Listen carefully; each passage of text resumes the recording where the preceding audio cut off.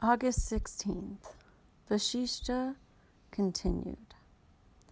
Thus, all this world appearance, with all the mobile and immobile beings in it, is not whatsoever. Nothing has really become physical or material. If conceptualization, which gives rise to notions of being and non-being, is eliminated, then it is realized that all these jiva are empty expressions. All the relationships that arise in one's heart on account of ignorance are seen to be non-existent. Even when the rope is mistaken for a snake, no one can be bitten by that snake. It is absence of self-knowledge that is known as ignorance or delusion. When the self is known, one reaches the shores of limitless intelligence. When consciousness objectifies itself and regards itself as its own object of observation, there is avidya, or ignorance. When this subject-object notion is transcended, all the veils that envelope the reality are removed. The individual is nothing more than the personalized mind. Individuality ceases when that mind ceases. It remains as long as the notion of a personality remains. So as long as there is a pot, there is also the notion of a space enclosed within or confined to that pot. When it is broken, the infinite space alone is, even where the pot was imagined before. Rama asked, Lord, please tell me how this cosmic intelligence becomes things like insentient rocks. Vasistha replied, in these substances like rocks, consciousness remains immobile, having abandoned the thinking faculty, but not having been able to reach the state of no mind. It is like the state of deep sleep, far away from the state of liberation. Rama asked again, but if they exist as in a state of deep sleep without any concepts or percepts, I think they are close to liberation. Vasistha replied, moksha, liberation, or the realization of the infinite is not existence as an immobile creature.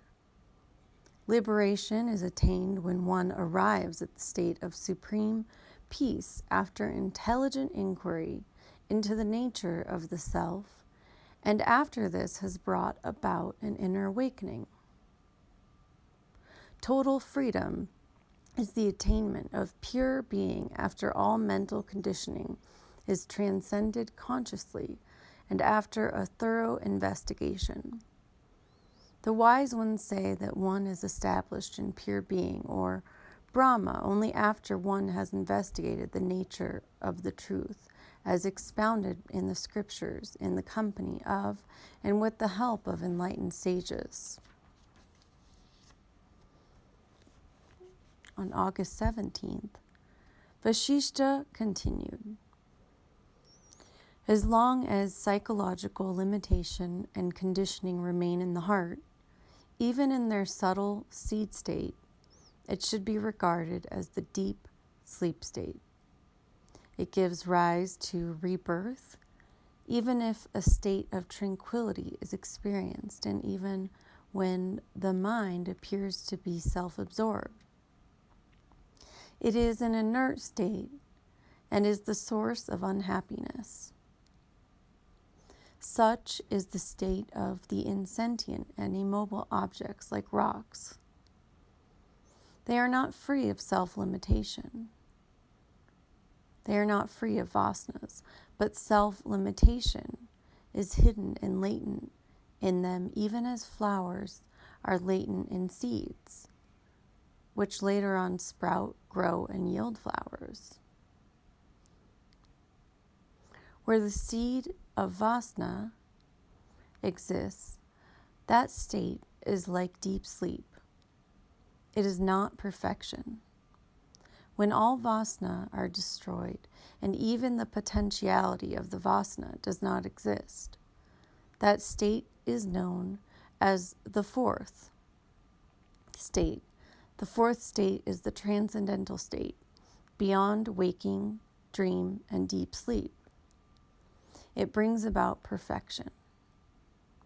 Vasna, fire, debt, disease, enemy, friendship, hate, and poison, all these are bothersome, even if a little residue is left after their removal. On the other hand, if all the Vasna have been completely removed, then one is established in the state of pure being. Whether such a one is alive or not, he is not again afflicted by sorrow. The Sit Shakti, which is energy consciousness, lies in immobile creatures as latent Vasna. This Chit Shakti that determines the nature of each object. It is the fundamental characteristic of the very molecules of each object. If this is not realized as Atma Shakti, which is the energy of the self or infinite consciousness, it creates the delusion of world appearance. If it is realized as the truth, which is infinite consciousness, that realization destroys all sorrow. The non-seeing of this truth is known as avidya or ignorance. Such ignorance is the cause of the world appearance, which is the source of all the other phenomena.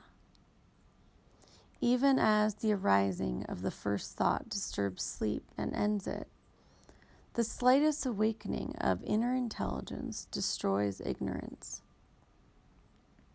When one approaches darkness with light in hand, wishing to behold it, the darkness vanishes when the light of inquiry is turned on ignorance. Ignorance disappears.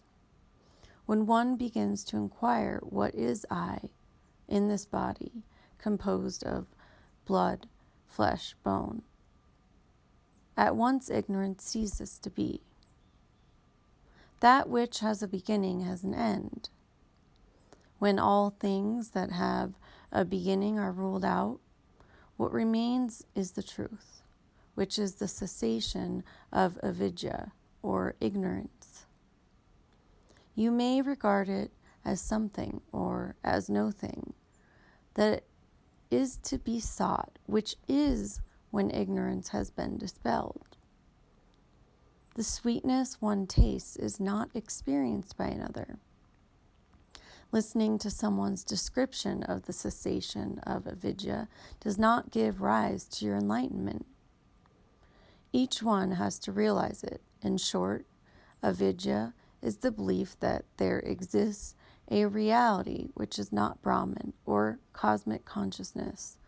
When there is the certain knowledge that this is indeed Brahman, avidya ceases.